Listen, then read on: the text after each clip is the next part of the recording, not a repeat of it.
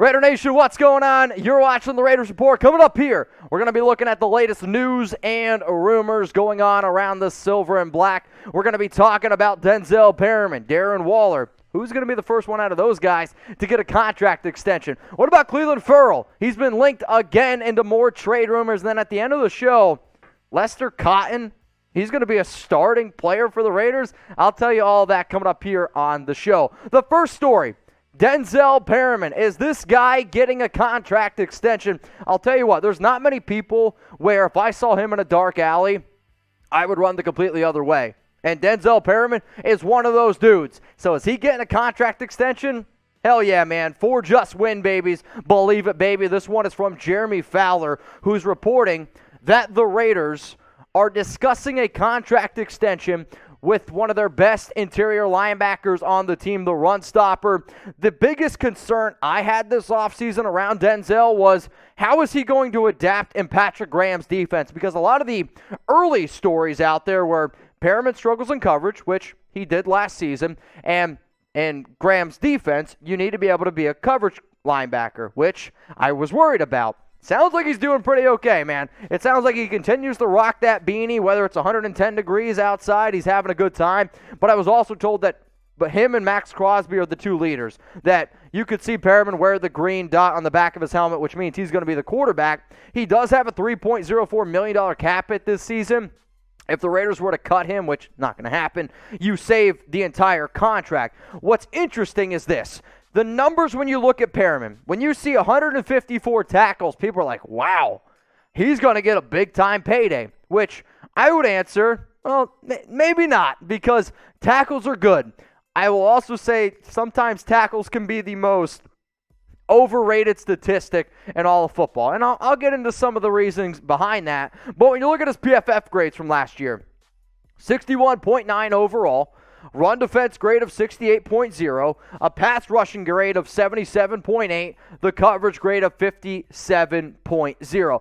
Denzel did a lot of good things, and I want him to be a Raider for a long time. And you know what? I think when he puts on that jersey, when he puts on that helmet, he is everything that you're looking for in a Raiders linebacker, somebody who just wants to hit the crap out of you. So I want you to back up Denzel, and I know Raider Nation wants this guy to be on the team. So if you want Denzel Perryman to get that contract extension, I need you to like this video right now. Not only am I doing a June like challenge with the rest of my Chat Sports team, what's more important is that we show the players that deserve to be on this team that we want them around. So if you want Perryman to get that contract extension, like the video right now.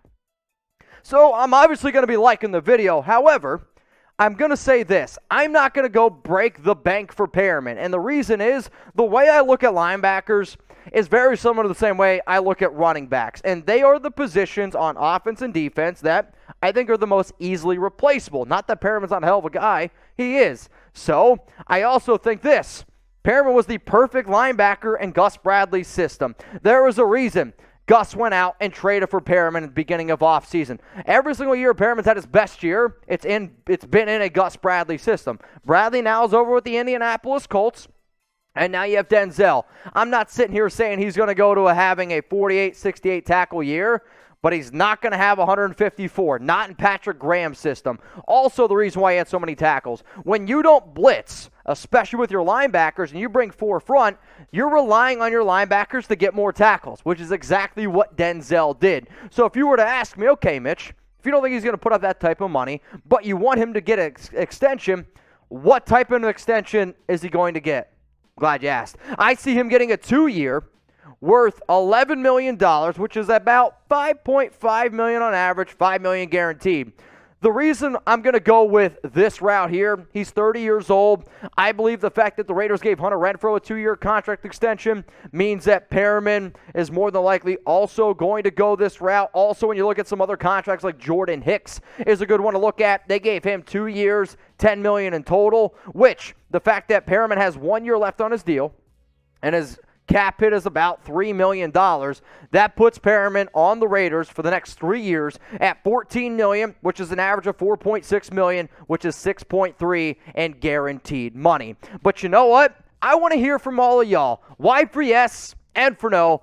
Will Perryman be the next Raiders player to get an extension? Because if Jeremy Fowler's talking about it, there's a lot of legitimacy there. And the fact that all the reports that are coming out that Perriman's picking up the defense, he's a leader, I do think it is only a matter of time before Perriman gets his contract extension, but that's not the question. Will Perriman be the next Raider to get his extension? I'm going to say no, and the reason I'm saying no is because there's another player out there that is actually more important to the Raiders, and his name is Darren Waller, and he's going to be the next guy that gets his extension. That one's for just win, babies. Believe it, baby. The Perriman extension talks, they're legit. It's going to happen, but it's not going to happen until Waller gets his new deal. Yes, the Perriman talks have been happening for the last week from what I've been told. Well, the Waller extension talks have been happening for months at this point. I mean, we're talking 8, 9 months. Waller's the 17th highest paid tight end in the NFL, and there is a chance, from what I'm told, that he doesn't get a contract extension. It could just be a pay raise, but more than likely it is going to be an extension where he is the new highest paid tight end in the National Football League. I have him getting about $16 million a year, but $16 million a year, 3-year extension, you tack that on to his already 2 years, it's more than enough, and it's more than a fair deal for Darren Waller. As soon as Waller gets his deal, and as soon as Denzel Perryman gets his deal, y'all, I don't keep you hanging. You know you're going to get a video. Subscribe to the Raiders Report for more free videos around news and rumors. And usually, the only thing that people hate on me for, like, man, all you talk about is rumors, news, who we can target in this. Well, how about this? For all y'all haters out there, I got player interviews coming up. I have interviewed Jonathan Hankins, Andre James, Colton Miller, Kendall Vickers. I asked them a lot of questions, personal and Raiders related. They're going to be coming up on the Raiders Report, so hit that subscribe button and don't be afraid to tickle that notification bell. Let's go to the next story here. It's around Clelin Ferrell. And is a trade coming for him? I mean, how many trade stories at this point have we talked about with Cle? Is the trade coming? Call it in the air. It's two just win, babies.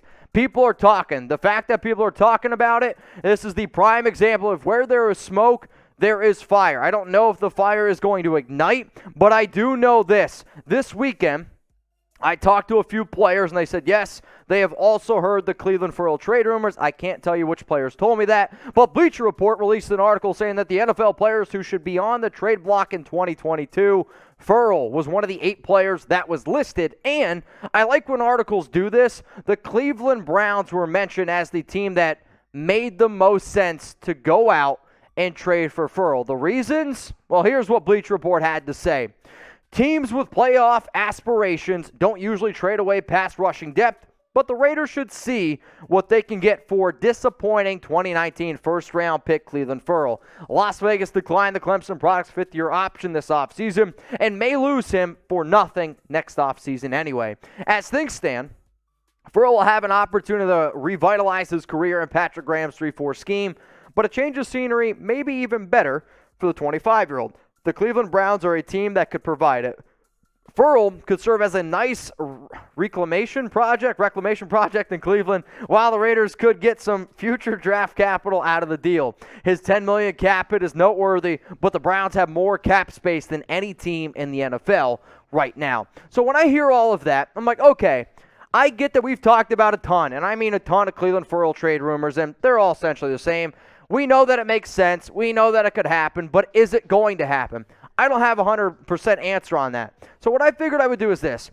I put together a Clelin Ferrell trade idea with the Cleveland Browns, right?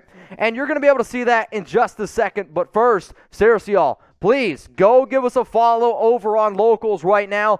I need more followers over there. Why? Because I want to continue to make more content over there. So join RaidersReport.locals.com. If you want exclusive videos from insider information, I put out this video yesterday. The Raiders are interested in signing this free agent defensive tackle. Is it Ndamukong Suh? Is it somebody else? Hey, there's only one way to find out. If you want to see where I rank the top 10 players on the Raiders, I put out 2 videos every week, plus I do an extra live video. So if you're a diehard Raider fan who just needs more content in his life or her life, scan this QR code or go to the link, RaidersReport.locals.com. So if the Raiders do trade away Clelin Ferrell, because this information is important in terms of what the Raiders, I think, would potentially have to give up if somebody trades for Ferrell. So if Ferrell is cut, the Raiders, they don't save anything. They eat $9.98 million, which is why the Raiders aren't going to cut Clee. If they get rid of him, you just trade him. And if the Raiders do trade him,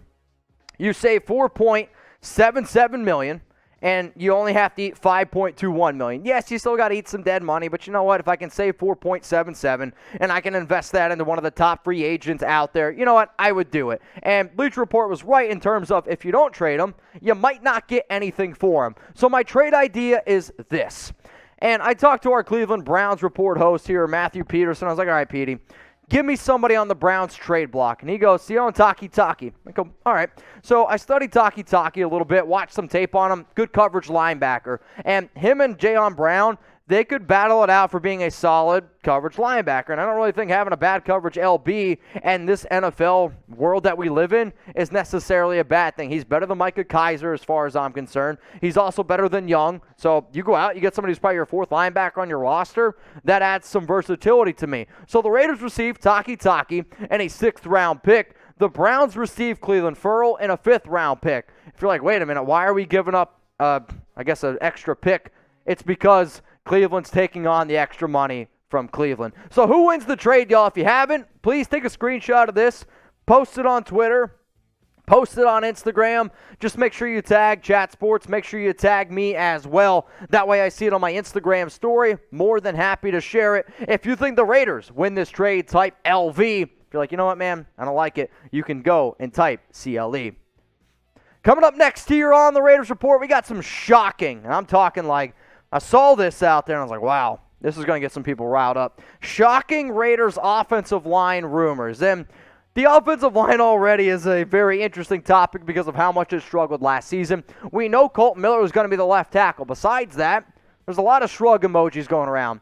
But what if I told you the offensive line is with a bunch of, well, I'd say no-name players right now? I will tell you the shocking Raiders offensive line rumors, but first, if you haven't seen, y'all, I took on Jonathan Hankins over the weekend in a burger eating contest at Barcode Burgers in Las Vegas. As you can see in the background, Samoa Raider was there, Jalen Richard, Andre James, heck, Colton Miller was talking a whole bunch of trash to me. If you want to see who won, go check out the video. It's on the channel right now. And one of my goals was trying to get to Hankins, who he's getting up there in age. He's 30 years old, and he's trying to plan for after football, which I respect a lot. He told me he wants to get to 1,000 subscribers over on YouTube. So just go support him like you support me. He helped us out here at the Raiders Report, and I'm going to go and help him out. So please, go subscribe to his YouTube channel, youtube.com/BigTimeHank. Let's get Big Time Hank to 1,000 YouTube subscribers. All right, let's talk about the offensive line now. Here's what Hondo Carpenter, who works for, I believe, Sports Illustrated, at least he writes for them, and he talked about his projected offensive line if the season were to be right now. He said Colt Miller, John Simpson, Andre James, Lester Cotton, and Brandon Parker. I went and tweeted this out, and the comments, believe it or not, Twitter, which is usually a place where nobody ever overreacts, people were overreacting. And I was like, well, I put in the tweet that it's based off if the season were to be right now. If the Raiders had to play a game right now, this is what Hondo was saying that the offensive line would be. So then, people, of course, don't read the tweet. All they see is Lester Cotton, right guard. Oh, my goodness. And now there's articles galore out there saying Lester's going to be a starting right guard for the Raiders this upcoming season. No, he's not. Tuck rule, tuck that. It's not going to happen. I will say this. I talked to some people, and they said that Lester so far looks really, really good. In fact, I was told that he was actually a mini camp winner, and that was from one of the Raiders offensive linemen who I saw this weekend. But the fact that Hondo put him as a starting right guard, it's because look at all the injuries right now out there for the Raiders, and the fact that he's been working at right guard. You know why he's been working at right guard? Because Alex Leatherwood, Brandon Parker are battling it out for right tackle. So I get it. Putting it out there, it's a ballsy thing for Hondo to do, but it's also the prime example of just read the article or read the tweet. Don't just look at the names and just be like, oh, no, that's not it. Cotton's played well, but he's not going to start at right guard, y'all. I promise. If he does, well then, hey, I'll rock a mustache anyway. Now, when you look at the offensive line depth chart, and this graphic, I love the graphics that we do, but it's so difficult to make a depth chart graphic right now for the Raiders because the biggest thing that they're doing is They are moving pieces all over the place. Like, they want players to be trying out at every position. The only player that I know for a fact that is going to be at his position is Colton Miller at left tackle. Besides that, anything's up for grabs. And you will hear that in a player interview coming out later on this week. So what are your thoughts? I'm saying Lester Cotton's not going to be the starting right guard. What do y'all think? Who's going to be the starting right guard? If I had to put my money on it, I would say it's either going to be Alex Leatherwood, it's either going to be Dylan Parham. Denzel Good, I believe, ends up winning the left guard spot, though it does sound like John Simpson looks pretty good right there now. But you guys let me know, who will start at right guard for the Raiders this season?